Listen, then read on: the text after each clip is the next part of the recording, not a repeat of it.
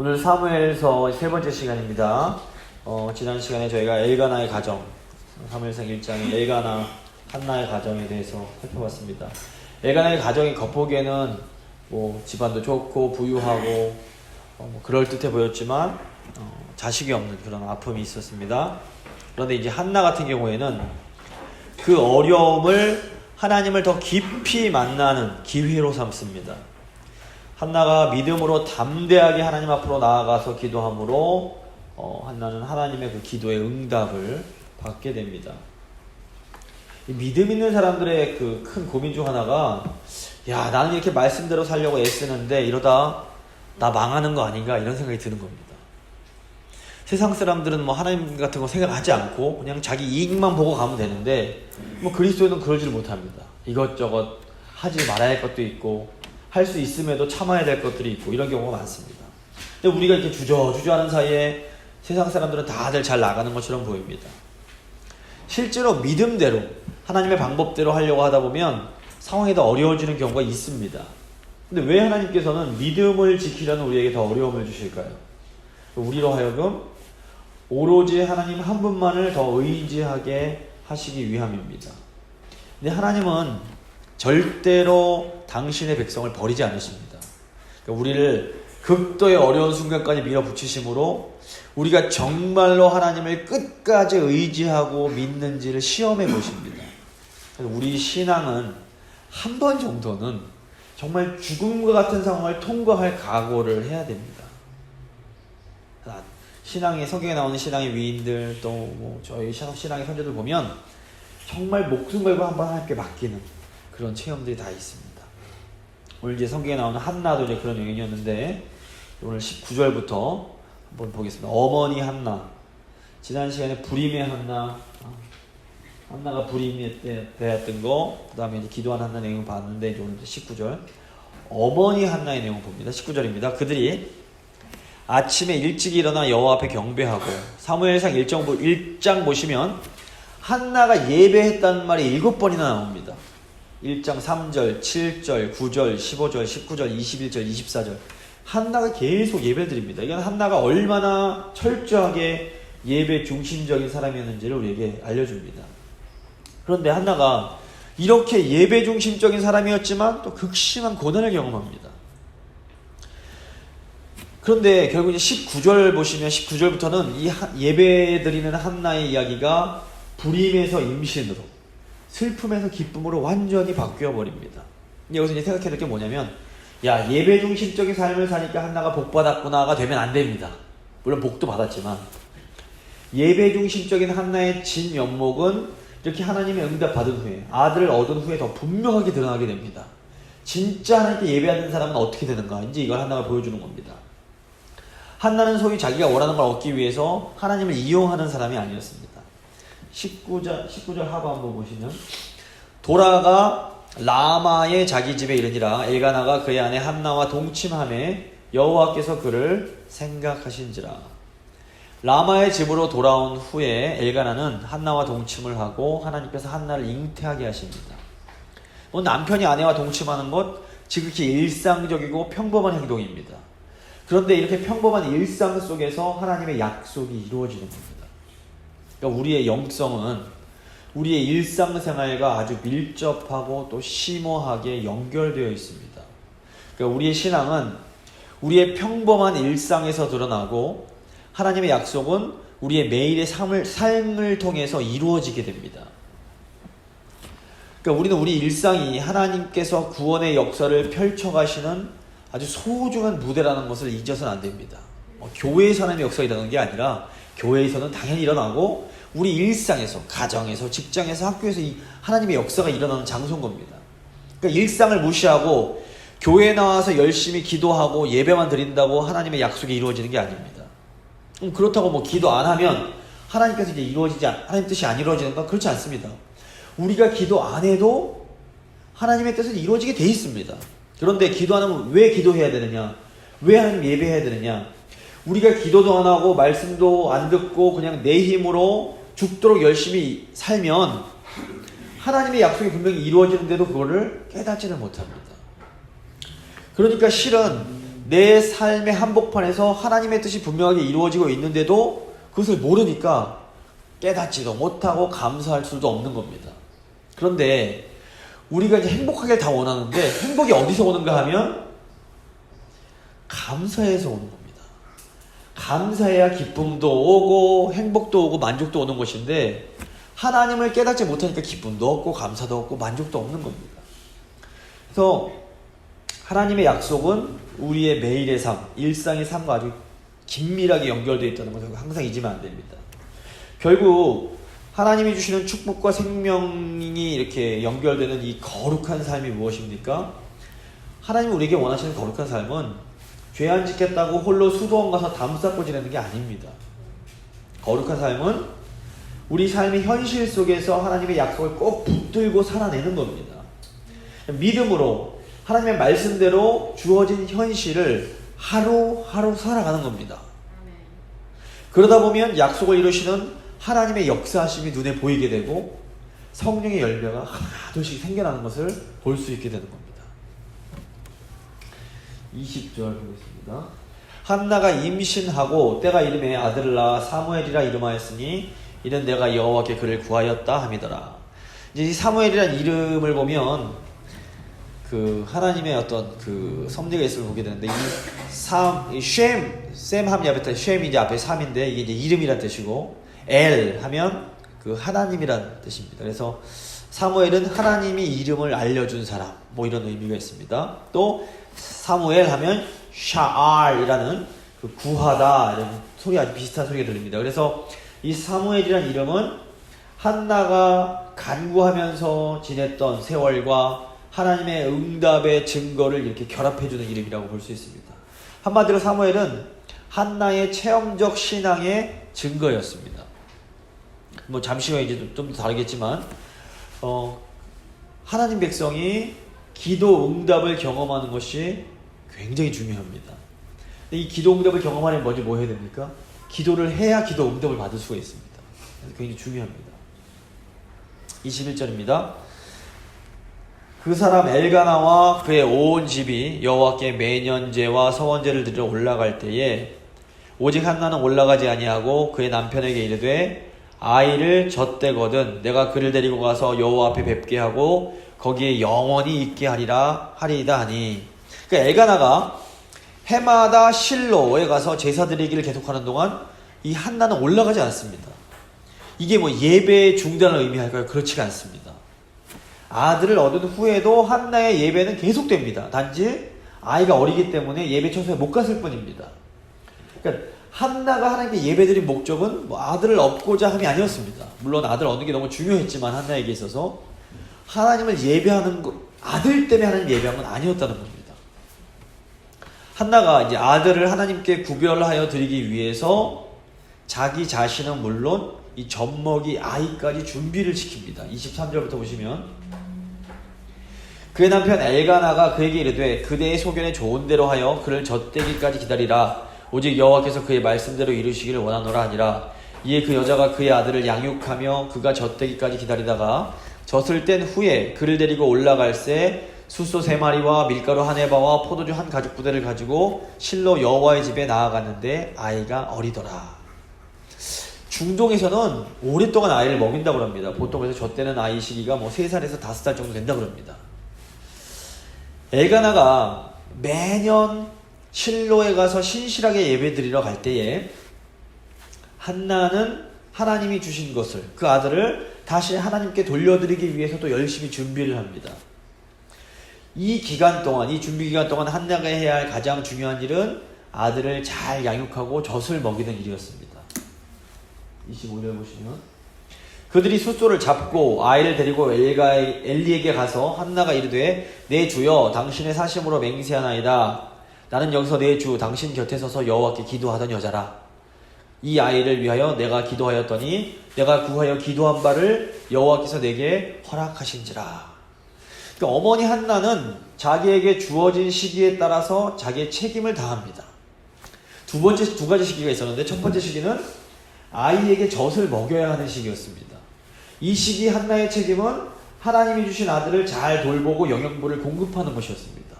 두 번째 시기가 있는데 이 시기는 젖을 땐 아기를 하나님께 바치는 시기입니다.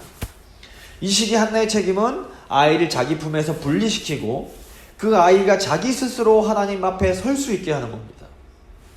한나가 이 두 시기에 따라서 두 가지 책임을 아주 잘 수행합니다. 근데 이 두 가지 책임은 꼭 이제 그 부모 자식 관계뿐 아니라 그 결혼 관계, 친구 관계 등 모든 친밀한 관계를 개발하고 발전시키는 아주 그런 기본 토대가 됩니다. 그러니까 우리가 사랑하는 사람들에게도 이 시기에 따른 두 가지 책임이 있어야 됩니다. 우선 젖을 먹여야 하는 시기에는 무조건적인 사랑과 충분한 공급이 필요합니다. 아직 어린 상태에서는 뭘 자꾸 기대하면서 시키려고 하면 안 됩니다. 근데 많은 경우에 조바심 때문에 아직도 사랑과 돌봄이 더 필요한 시기에 자꾸 뭘 시키려고 하는 경우가 많습니다. 교회도 이런 경우가 많습니다. 더 교인들의 사랑과 양육과 이렇게 필요한 사람들한테 이게 이 정도 됐으니까 열심히 일 좀 하라고 막 시키다가 이제 나가 떨어지는 경우가 있습니다. 다음으로 이제 젖을 떼는 시기가 또 있습니다. 이때는 스스로 설 수 있게 도와줘야 되는 겁니다. 어느 정도 성장한 후에는 그 사람이 하나님 앞에서 스스로 설 수 있도록, 하나님을 스스로 섬길 수 있도록 도와줘야 됩니다.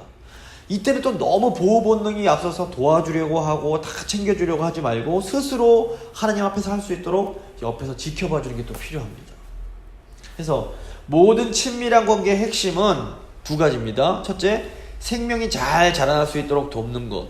두 번째, 하나님 앞에 홀로 설 수 있도록 돕는 겁니다. 그런데 이 시기를 잘 분별하는 게 바로 지혜입니다. 우리 지혜가 부족할 때가 많습니다. 그래서 우리가 기도를 많이 해야 됩니다. 지혜가 부족하고 너희 중 누구든지 지혜가 부족하거든 후히 주시고 꾸짖지 않으나 친히 아버지께 구하라 그리하면 주시리라. 그러니까 우리가 이 지혜가 부족할 때 지금 도와야 될 때인지 가만둬야 될 때인지 이게 분별이 안 될 때가 참 많습니다. 자녀도 그렇고 사람들도 그렇습니다. 그래서 도와줘야 될 때 막 일 시키다가 막 이제 넘어뜨리고 가만둬야 될 때 괜히 도와주다가 이게 방해가 되기도 합니다. 그러니까 이거를 기도를 많이 해서 이 지혜를 얻을 필요가 있습니다. 28절 보겠습니다. 그러므로 나도 그를 여호와께 드리되 그의 평생을 여호와께 드리나이다 하고 그가 거기서 여호와께 경배하니라. 하나님께 서원을 할 때 가장 어려운 게 뭐냐면 하나님께서 응답해 주셨습니다. 근데 응답해 주시고 나니까 마음이 변하는 겁니다. 아까운 겁니다. 근데 한나를 보면 처음에 약속했던 것을 그대로 지킵니다. 이것이 삶의 중심이 예배인 사람의 특징입니다. 그러니까 예배 중심의 삶을 사는 사람은 현실에 강합니다. 교회에서도 강하지만 현실에서도 강한 겁니다. 예배 중심의 사람은 현실에서 도망치지 않습니다. 진정한 거룩은 예배를 통해서 받은 말씀을 꽉 붙잡고 말씀대로 힘겨운 현실을 살아가는 겁니다. 이렇게 현실 속에서 말씀을 꽉 붙잡는 사람은 하나님께서 반드시 지켜주십니다. 저희 교회도 신앙 지키려고 막 포기하시기 많지 않습니까? 근데 이 현실이 두려운 사람은 포기를 못하는 겁니다. 내가 주일 지키려고 포기를 어떻게 해? 그래서 장사는 해야지. 뭐 이런 거 있지 않습니까? 근데 어쨌건 하나님 믿기 위해서 요건 내가 포기할 수 없어. 이건 내가 하나님을 포기할 수 없어 하고 세상 걸 포기하면 하나님이 책임져 주시는 걸 경험할 수 있게 되는 겁니다. 자, 다음 이제 한나의 기도를 보겠습니다. 이게 아주 너무너무 교회사, 성경에서도 그렇고 교회사적으로도 아주 위대한 기도인데 오늘 좀 꼼꼼히 살펴보겠습니다. 2장 1절부터 10절입니다. 1절부터 3절은 이제 한나가 새롭게 하나님을 경험하고 깨달은 그런 내용이 나옵니다. 1절입니다. 한나가 기도하여 이르되 내 마음이 여호와로 말미암아 즐거워하며 내 뿔이 여호와로 말미암아 높아졌으며 내 입이 내 원수들을 향하여 크게 열렸으니 이는 내가 주의 구원으로 말미암아 기뻐함이니이다. 보시면 내 마음, 내 뿔, 내 입, 내 원수, 내가 기뻐한다. 나 이 말이 나옵니다. 이거는 이기적으로 나가 아니라 한나가 자기가 직접 경험한 걸 지금 고백하는 겁니다. 그러니까 한나의 이 기도는 하나님의 은혜에 대한 지극히 개인적인 체험에서 시작이 되는 겁니다. 내가 경험해봤어.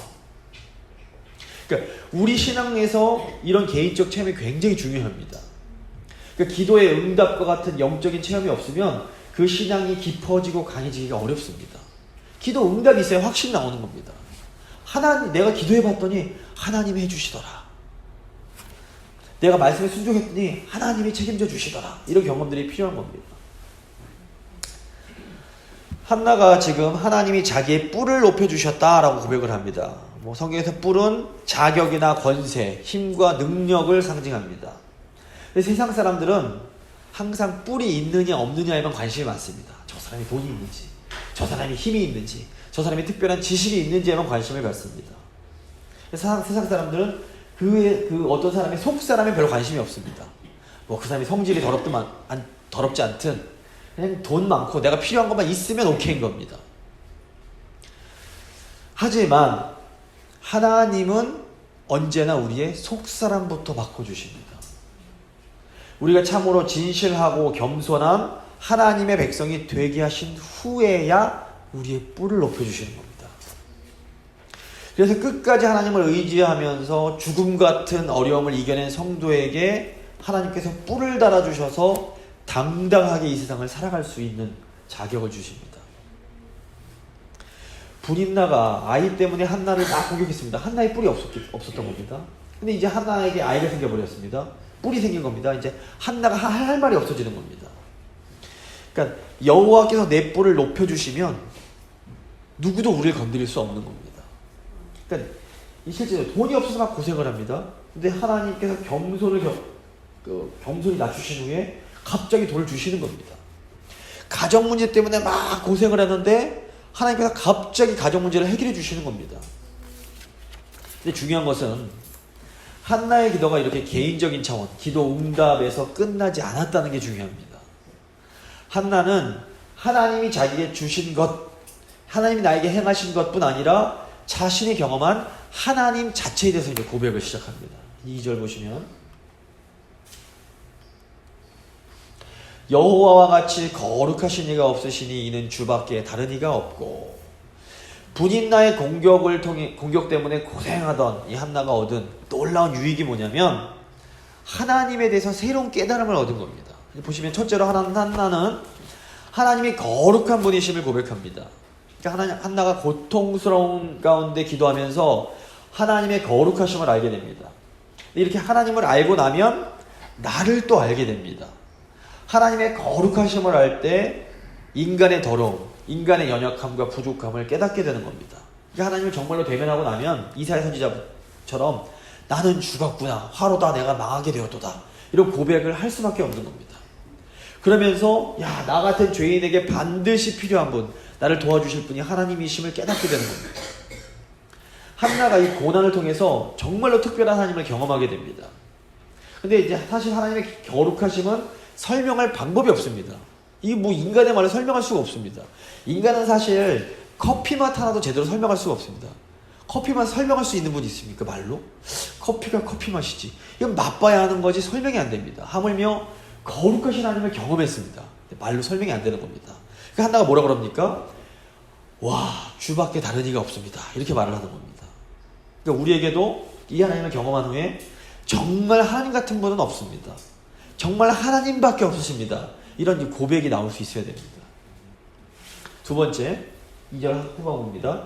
우리 하나님 같은 반석도 없으심이니이다. 둘째로 한나가 하나님 같은 반석도 없다고 고백을 합니다. 이 반석은 이제 바위인데 흔들리지 않는 든든한 기초를 상징합니다. 구약 보면 하나님을 반석, 바위라고 자주 묘사를 합니다.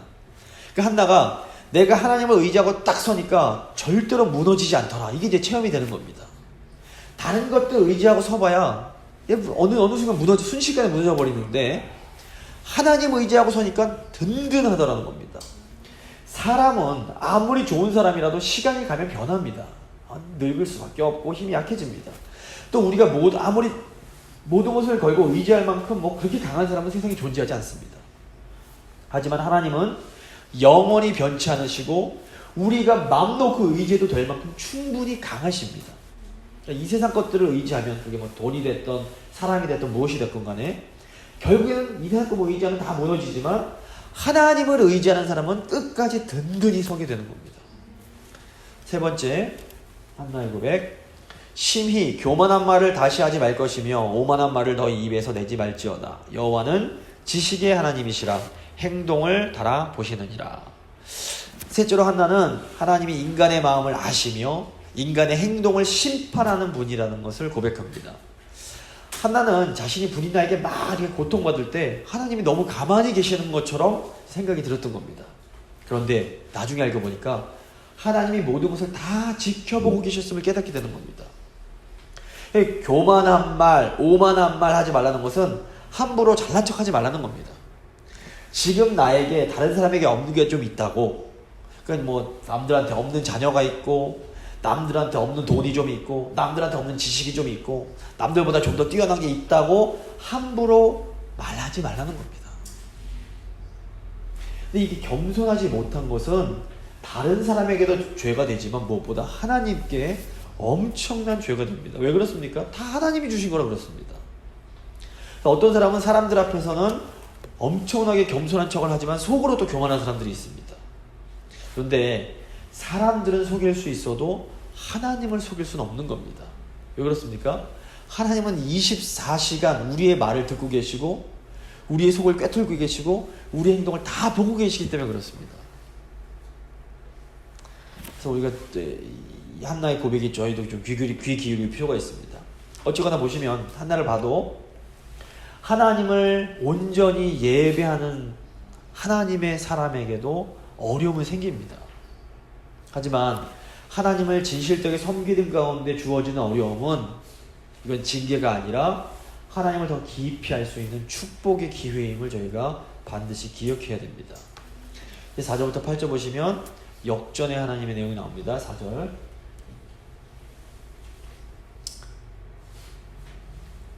용사의 활은 꺾이고 넘어진 자는 힘으로 띠를 띠도다. 풍족하던 자들은 양식을 위하여 품을 팔고 줄이던 자들은 다시 줄이지 아니하도다. 전에 임신하지 못하던 자는 7을 낳았고 많은 자녀를 둔 자는 쇠약하도다.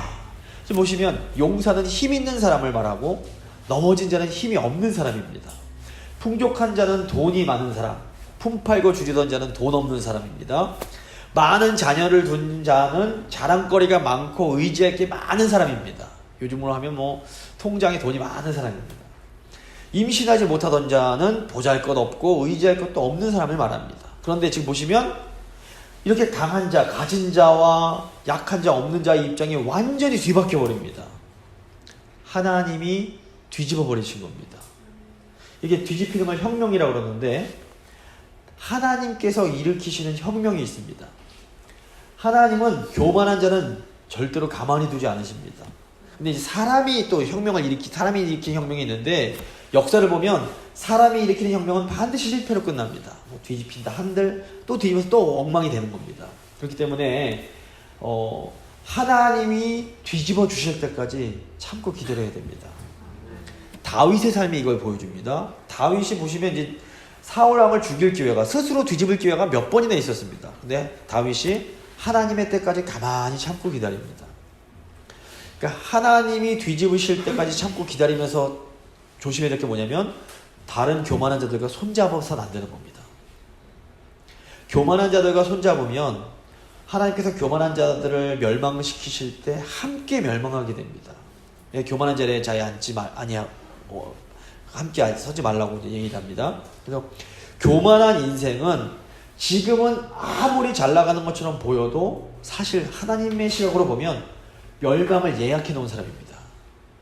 좀 있으면 이제 그건 사라지는 겁니다. 그래서 그 교만한 자들은 저희가 부러워할 게 없습니다. 전혀 부러워할 게 없습니다. 6절 보시면 여호와는 죽이기도 하시고 살리기도 하시며 소에 내리기도 하시고 거기에서 올리기도 하시는도다. 여호와는 가난하게도 하시고 부하게도 하시며 낮추기도 하시고 높이기도 하시는도다.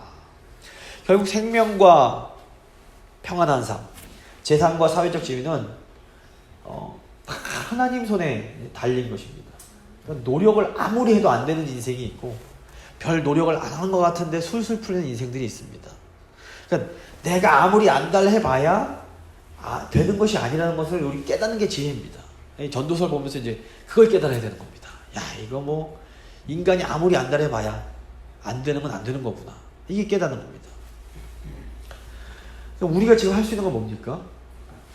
지금 하나님께서 우리에게 허락하신 자리, 주어진 자리에서 겸손하게 최선을 다하면 됩니다.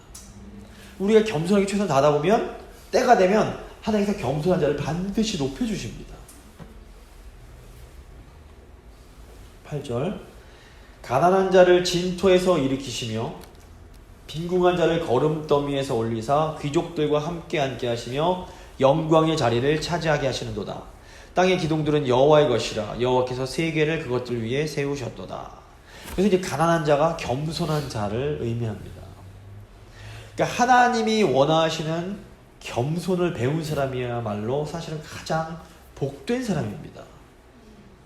그러니까 우리가 하나님 앞에서 하나님이 원하시는 겸손한 자가 되기까지 우리는 때로 건강을 잃고 재산을 잃고 사회적 출세의 기회도 잃고 많은 것을 잃어버릴 수도 있습니다.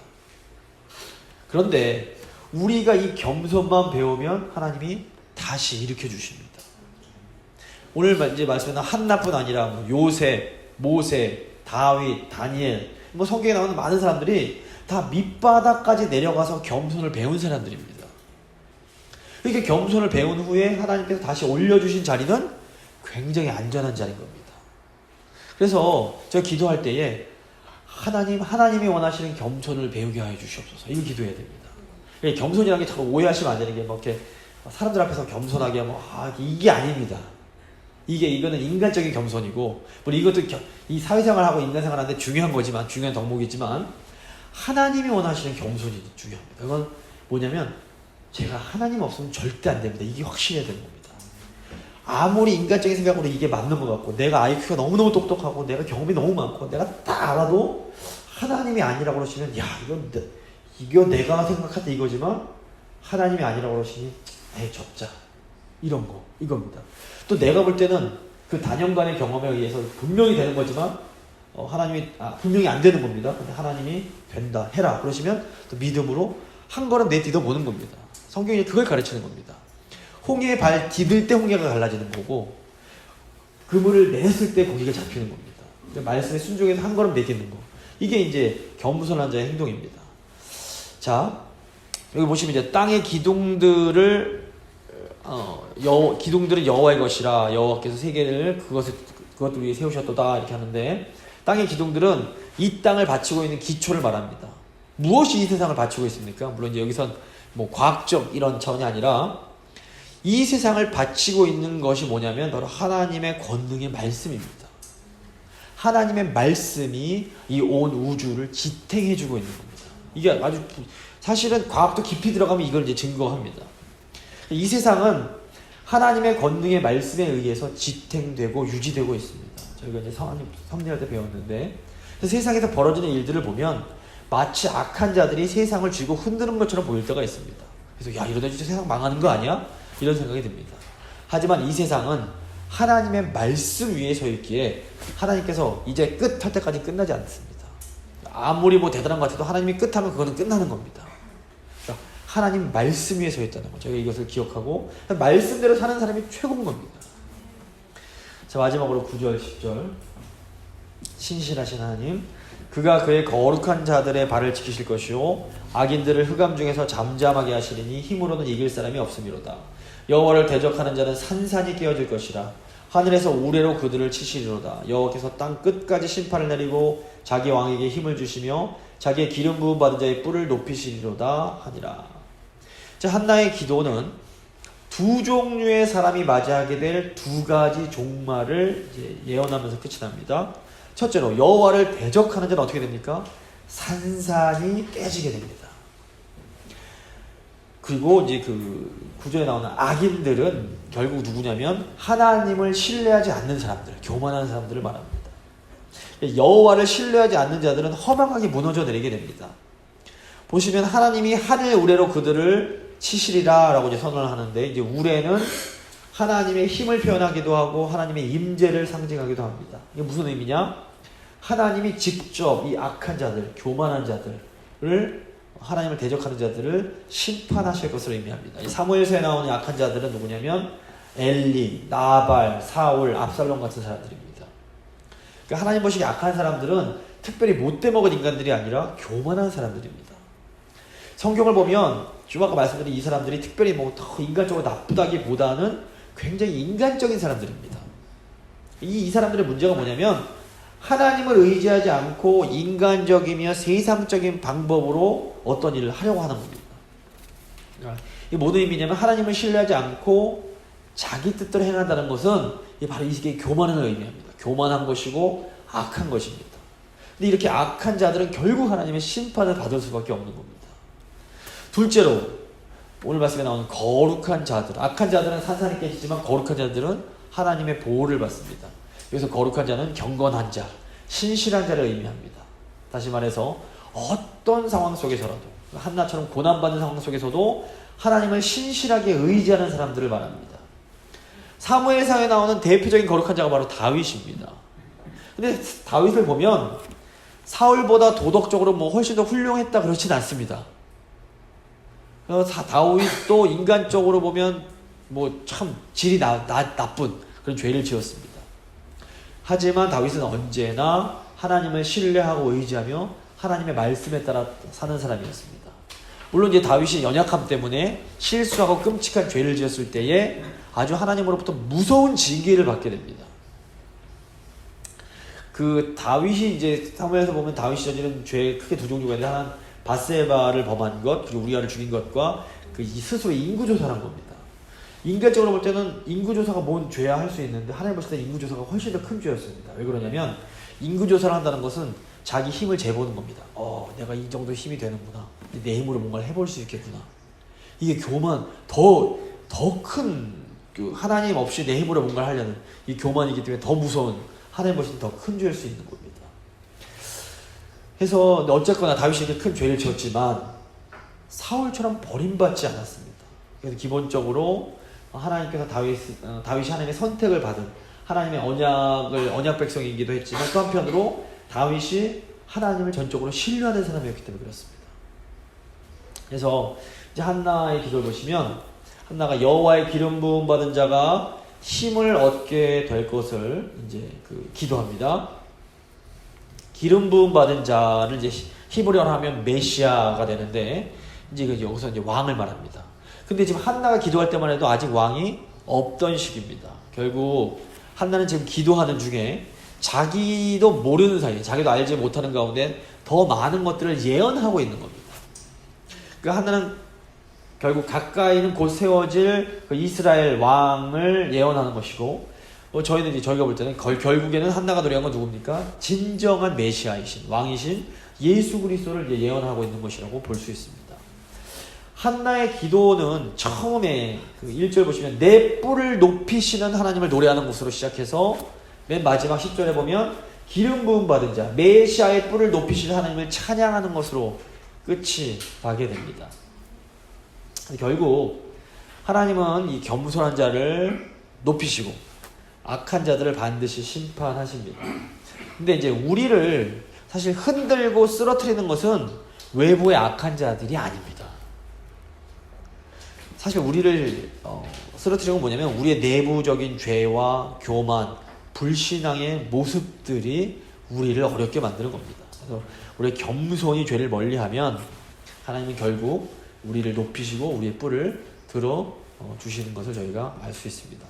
말씀 마무리 하겠습니다. 처음에 이제 어머니 한나에서 어머니의 두 가지 시기를 다 했다 말씀드렸습니다. 그래서 양육하는 시기가 있고 또 이렇게 스스로 설 수 있도록 돕는 시기가 있다고 말씀드렸습니다. 모든 사랑하는 중요한 관계에서 이 두 가지를 꼭 기억하셔서, 양육해야 될 때 마음껏 사랑해서 양육해 주시고, 그 다음에 또 분리시켜서 세워줘야 될 때는 좀 단호하게 딱 떨어뜨려서 혼자 쓸 수 있게 도와주시는 것, 이거 필요합니다. 더 중요한 건 분별이라고 말씀드렸습니다. 두 번째, 이제 체험신앙 중요하다고 말씀드렸습니다. 그래서 성도의 고난에 사실 여러 가지 이유가 있습니다. 다윗처럼 자기가 잘못해서 하나님이 징계하시는 경우도 있고, 욥처럼 큰 잘못이 없지만 하나님의 섭리 가운데 받게 되는 그런 고난들도 있습니다. 그리고 많은 경우에 이게 다 뒤섞여 있는 경우도 많이 있습니다. 그런데 결국에는 하나님께서 하나님의 백성, 하나님의 자녀에게 고난 주시는 가장 큰 이유 중 하나가 뭐냐면 겸손을 배우게 하시는 겁니다. 내 힘으로 안 되는구나, 내 힘으로 할 수 없구나, 하나님만이 하셔야 되는구나, 이거를 완전히 몸으로 체화되게 만드시는 겁니다.